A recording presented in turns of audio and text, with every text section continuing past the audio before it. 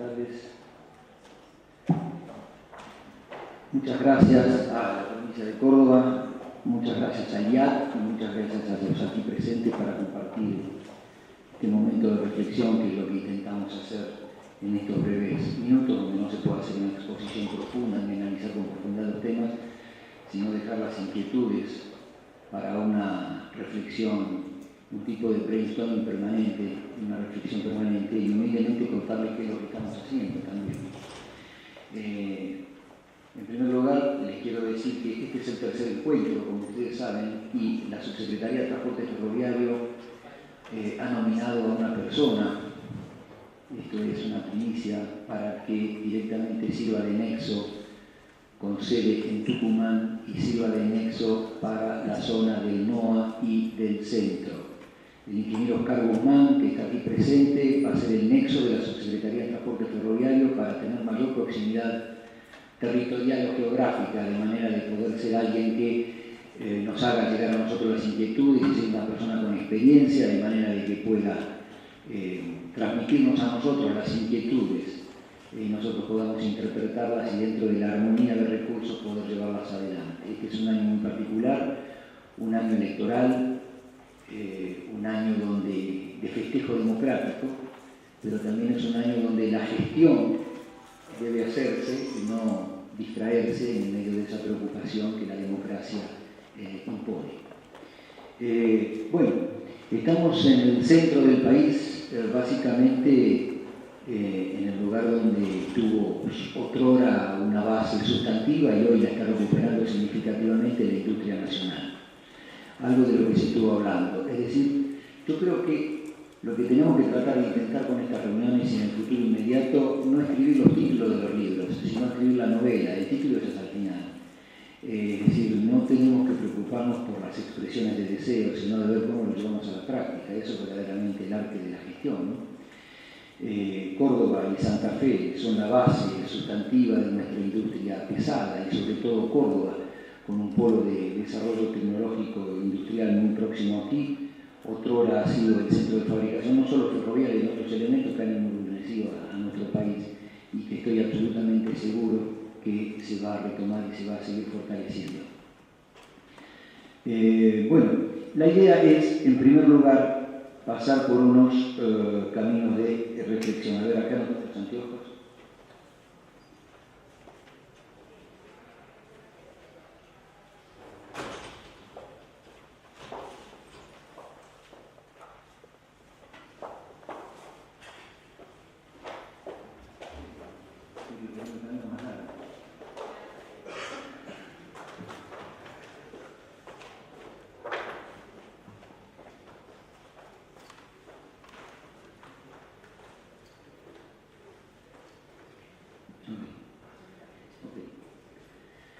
Bueno, lo primero que tenemos que reflexionar cuáles son las disponibilidades de la infraestructura ferroviaria que tienen estas regiones para ver cómo se puede llegar a utilizar en el mientras tanto que la misma va creciendo. ¿Cuáles son las localidades de Córdoba y de la provincia de Córdoba y de Santa Fe donde tenemos la mayor cantidad de habitantes y que poseen ferrocarriles? Bueno, yo no lo voy a leer todo, en Córdoba tenemos Capital, Río Cuarto, General San Martín, Marcos Juárez, Santa Fe, Rosario, obviamente, Castellano, San Lorenzo, Constitución. ¿Qué moviliza el ferrocarril en esta zona? Fíjense que son todas materias donde el transporte por ferrocarril es sumamente importante y es el medio de transporte apto ideal para poder realizar el transporte de este tipo de mercaderías. Granos, azúcar, fruta, manufactura de origen industrial, bobina de acero, cemento, fertilizantes, es decir, mucho producto obviamente vinculado con el agro, pero también tenemos manufacturas industriales, con lo cual el tema del transporte por contenedores también es sumamente importante y creciente. ¿Cuál es el destino de las cargas?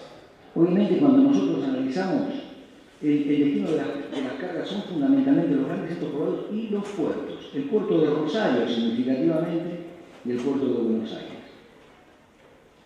Y en la parte de carga, el puerto a través del ferrocarril de Verano Cargas, el puerto de Salta. ¿Cuáles son las producciones? La producción de Córdoba, en la participación del producto en el orden nacional. De aceite de maní el 100%. De maní el 91,4%, los cordobeses lo saben, el primer productor mundial de maní. Leche, automotores, soja. Y en el caso de la provincia de Santa Fe, harinas proteicas, 83%, aceite vegetales, producto de girasol, producción de soja. Con lo cual, inclusive la característica de los productos que requieren del transporte ferroviario requieren también, valga la redundancia, determinada calidad en el transporte ferroviario, en cuanto a la protección de la mercadería y en cuanto a los tiempos de viaje, que hoy no son los ideales, fundamentalmente por infraestructura de vía. ¿Cómo se trasladan las cargas? Fíjense, en el año, tomando como parámetro el año 2010, de 17.300.000 toneladas, poco más de 17 millones de toneladas exportadas, el 80%, que son esos 13.800.000 toneladas, se trasladaron por camiones. Es decir, solamente el 20% se trasladó por ferrocarril. Con todas las consecuencias que ya sabemos y no las vamos a repetir, que eso significa, además de los costos, que ahora lo vamos a ver. Estos son valores indicativos, como para tener una idea de la variabilidad de precios. Fíjense ustedes, tomando un indicador, un operador de cargas ferroviario, NSA, el transporte de una tonelada por 450 kilómetros, que sería la distancia al puerto de Rosario, tenemos para el año 2014, septiembre, los demás lo pueden leer ustedes de la filmina, de la proyección, 128 pesos la tonelada, contra 392 pesos el camión. Es decir, que prácticamente la relación es de 1 a 3.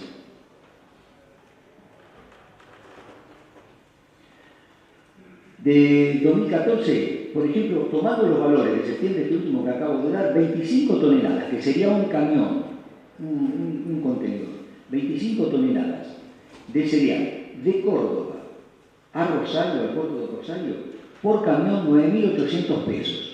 Por tren, 3.200 pesos. Obviamente esto depende también de las negociaciones, de la situación coyuntural particular, pero más o menos para dar una idea de magnitud.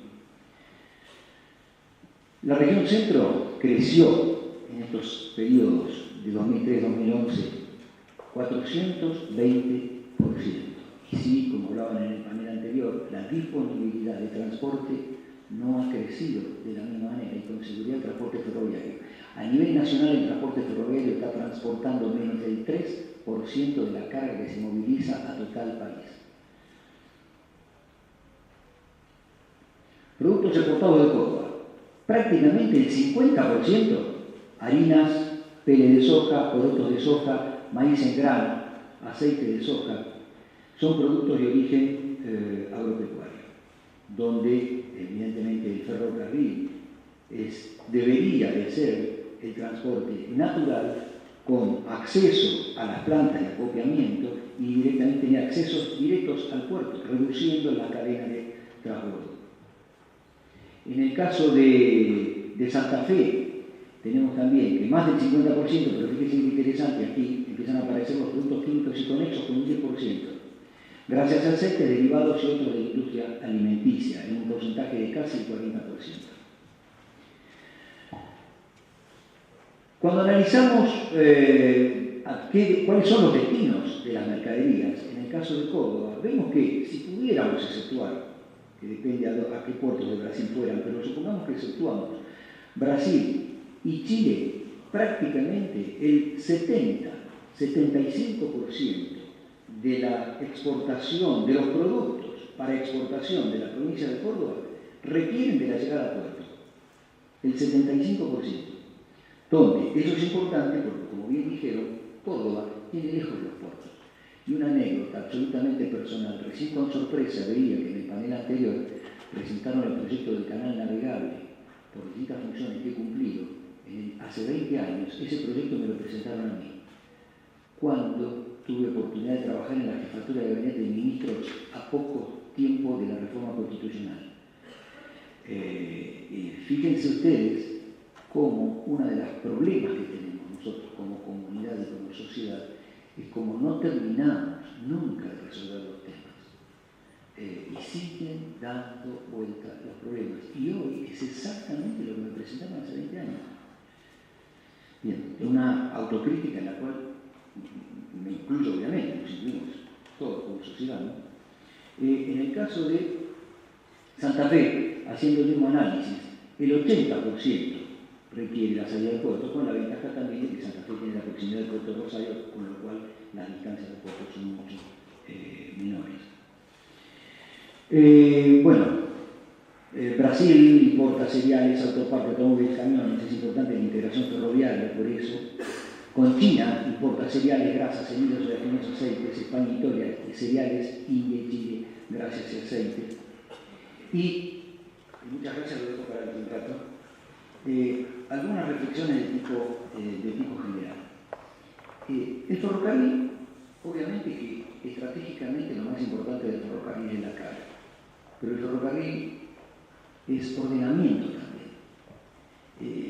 Nosotros pensamos siempre en los equipos de trabajo que el deterioro, el crecimiento irregular de las poblaciones, el crecimiento de las ciudades a un paso más allá de las posibilidades de la adecuación de la infraestructura, con todo el deterioro en la calidad de vida que producen los habitantes, es directamente proporcional al deterioro de los medios de transporte.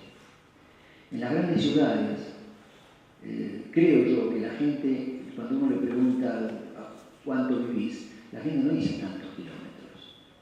En los países con una infraestructura mejor que la de la República Argentina dice tanto tiempo, lo miden en tiempo. En los países, por ejemplo, europeos, un caso típico de Toledo. Toledo en España se ha desarrollado tanto, producto de que tienen un tren de alta velocidad con tarifas para trabajadores, de manera de que la gente está a 1 hora o 40 o 50 minutos de su trabajo y están a muchos kilómetros de distancia. No digo que esas sean las pretensiones de Argentina, pero sí son los beneficios indirectos de un ferrocarril que, sin llegar a la locura del ferrocarril de alta velocidad, con lo cual sería una distorsión por la disparidad de crecimiento que produciría, pero sí ferrocarriles como que se está preparando ahora para Rosario o el de Mar del Plata o Córdoba. Es decir, ferrocarriles que puedan llegar a mantener una velocidad promedio de 90 kilómetros, acercan las ciudades, genera el crecimiento de pueblos y no necesariamente genera esa concentración de la comunidad, sobre todo de la comunidad de menores recursos, hacinada en las ciudades. Otro tema importante que hay que considerar es el tema de la evolución tecnológica. El atraso que hemos tenido en materia de la ferroviaria, así como en otras áreas de la industria, pero fundamentalmente en materia ferroviaria, que es lo que nos toca, o por lo menos alguno conoce más, no solo fue el deterioro de la infraestructura y del material rodante y infraestructura de vías y señalamientos, sino es el deterioro del capital humano, que eso es el activo intangible más importante que tiene una organización. En este momento tenemos una brecha de conocimiento. La frontera de la tecnología hoy es desconocida por nuestros técnicos. Y a la frontera, no estoy hablando de la frontera de la ciencia, que es otra cosa, la ciencia siempre está mucho más avanzada. Estoy hablando de la frontera de la tecnología, es decir, la frontera que han alcanzado de desarrollo naciones desarrolladas y de la cual nosotros estamos lejos, estamos imposibilitados hoy por conocimiento de poder llegar por nuestros propios medios. Por eso es la necesidad de recurrir a ese proyecto. Yo siempre doy un ejemplo y más allá de las diferencias ideológicas que pudieran tener, pero dar ejemplos pragmáticos. Sarmiento, cuando contrató las maestras en Estados Unidos, justamente para cubrir el bache, para poder traer a los capacitadores, a quienes iban a capacitar a los capacitadores.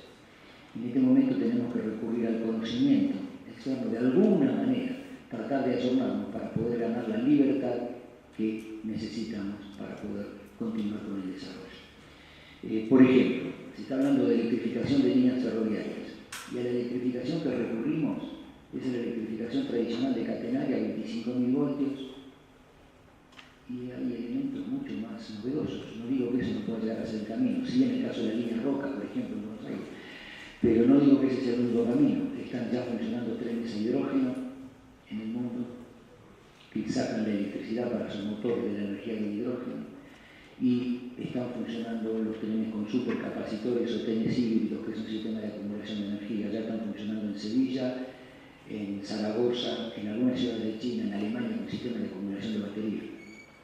Es decir, son realidades. A eso tenemos que verdaderamente apuntar. Y también, no solo en materia de tecnología tenemos que ser creativos y novedosos, sino tenemos que, como generalmente la demanda supera las necesidades. También tenemos que ser creativos y novedosos aquí en el cartelito de los 3 minutos. Tenemos que ser creativos y novedosos en materia de financiamiento. Es decir, verdaderamente la característica de la infraestructura ferroviaria es que es absolutamente costosa, muy costosa. Pero una nación que dedique recursos al ferrocarril también necesita dedicar recursos a la seguridad, a la educación, a la salud, etcétera, etcétera. Entonces es una apuesta de sectores, con lo cual cada uno de los sectores tiene la obligación de pensar novedosamente de qué manera puede conseguir los recursos financieros, poderosos caballeros de dinero, para poder cumplir con esas demandas, esas necesidades. Y una de esas cuestiones, por ejemplo, es la posibilidad de recurrir en materia de cargas a los cupos de carga. Es decir, si alguien pueda llegar a venir, y es importante con la nueva ley considerarlo, un grupo de economía regional, productores, grupos de productores, cooperativas, etcétera, que tiene la necesidad de o desea poder hacer circular un tren, entonces que haga la inversión y que parte de la inversión la puede recuperar con cupos de carga futuros, inclusive pueden llegar a ser negociables y no tiene el deterioro inclusive de la inflación, y se le da un plazo de tiempo para que lo pueda usar, para que no produzca un impacto en un momento no previsto, sin medida. Inclusive ese material ferroviario que adquiera puede ser bajo un vademécum que le puede dar la nación sobre el tipo de productos por peso de eje, etcétera, para que no deteriore la vía, y cada 2 años, o un año, 2 años, hacer la BTF, la verificación técnica ferroviaria, por la cual también se le cobra. Es decir, hay un montón de variables, pero sistemas novedosos de financiamiento. Esta gestión, la nuestra gestión, seguramente no va a tener la oportunidad de poderlo llevar a la práctica, pero sí que alguno lo tome con inquietud, lo analice, lo destroce o lo perfeccione. Y por último, un párrafo particular para Entre Ríos que aquí está presente, y es el tema de tratar de, es una gran desazón para la Subsecretaría de Transporte Ferroviario que no hemos logrado poner en marcha el tren mesopotámico. Es un desafío pendiente que nos queda como sociedad. Tenemos un viaducto que es el de Zárate al Paso Largo, una obra excepcional que hoy está absolutamente prácticamente inutilizada, y tenemos 3 provincias que deben estar conectadas. Los algodoneros de Corrientes lo piden, los pedreros lo piden, los productores de emisiones en turismo lo piden, y la comunidad más humilde que la que hoy está utilizando el ferrocarril lo pide. Tenemos que lograrlo, ya se están produciendo intrusamientos. Estamos en eso. Inclusive estamos viendo si con este sistema de cupos de carga podemos llegar a interesar a grupos empresarios para que dejar la semilla, como para que esto lo pueda llevar quienes nos sucedan en la gestión, lo puedan llevar adelante. Y lo último que quiero decir es que hay mucho que depende de nosotros, de todos nosotros, como ciudadanos y como gente comprometida con el ferrocarril. La única manera de no volver atrás es que ninguno de los 3 actores, en mi opinión, que yo voy a mencionar ahora, deje de cumplir con su obligación. Yo creo que el futuro ferroviario se basa en 3 pilares: usuario, industria y trabajadores. Si a tiempo, cuando sientan algo incómodo, lo advierten, el sistema no va a volver para atrás.